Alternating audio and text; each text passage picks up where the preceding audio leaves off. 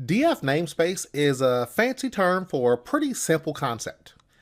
What DFS namespace does is let you create a fake shared folder hierarchy.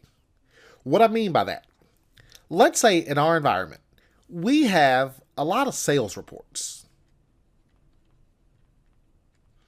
but we have offices in different regions. So I have my Northwest sales, that's on a server out here in Seattle.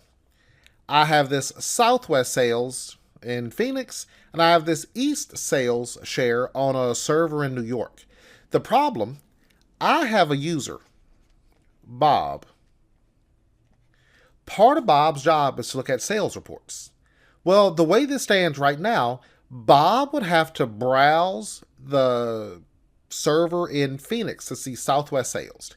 He would have to go to a completely different path to see the Northwest sales and a completely different path to see the East sales.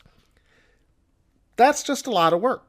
What I want to do, since all these are related, I would like to have a directory that looks like this. Well, I have a parent folder. Then under that, I have these three shares. So we have the Northwest sales, the Southwest, and East. So it looks like a hierarchy. Bob can connect to one location and see all of these like they're subfolders. But the problem is they're not subfolders. They are in different locations. They reside on different servers. That's where DFS namespace comes in. A DFS namespace, think of it as a shared folder. It's not a shared folder, but we will think of it in that context. When I create a DFS namespace, you name this whatever you want. I'm going to name this sales reports.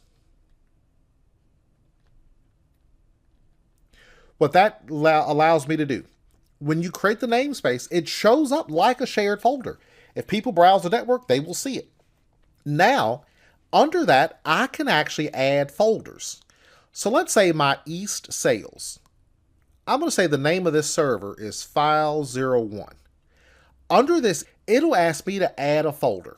When I add a folder, I will simply type in the share path, which would be //file01 /East sales. That will connect this to this shared folder.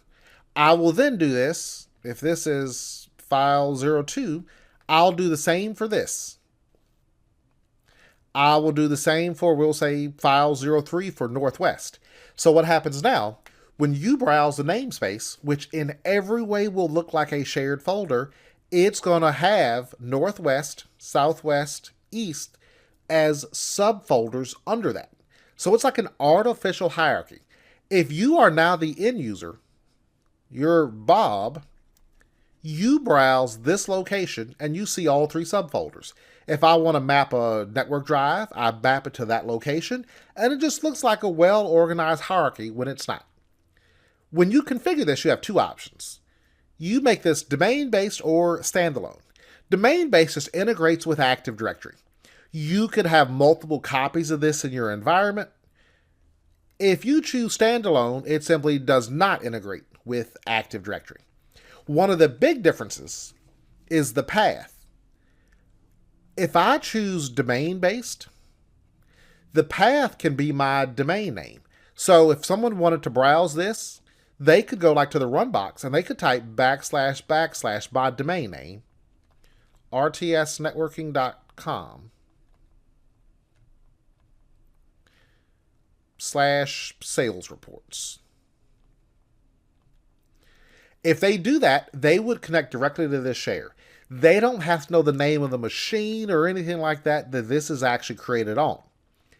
If you choose standalone, you have to go to a server and install DFS. So let's say I go to file01. That's where I actually install DFS, and that's the server I create the namespace on. Well, if you choose the standalone option, you would have to still browse file01, then sales reports, the name of the namespace itself.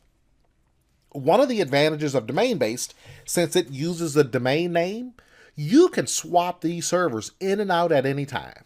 add more, remove some, replace them, and you don't care what the name of the server is because users just map to your domain name / the name of that namespace.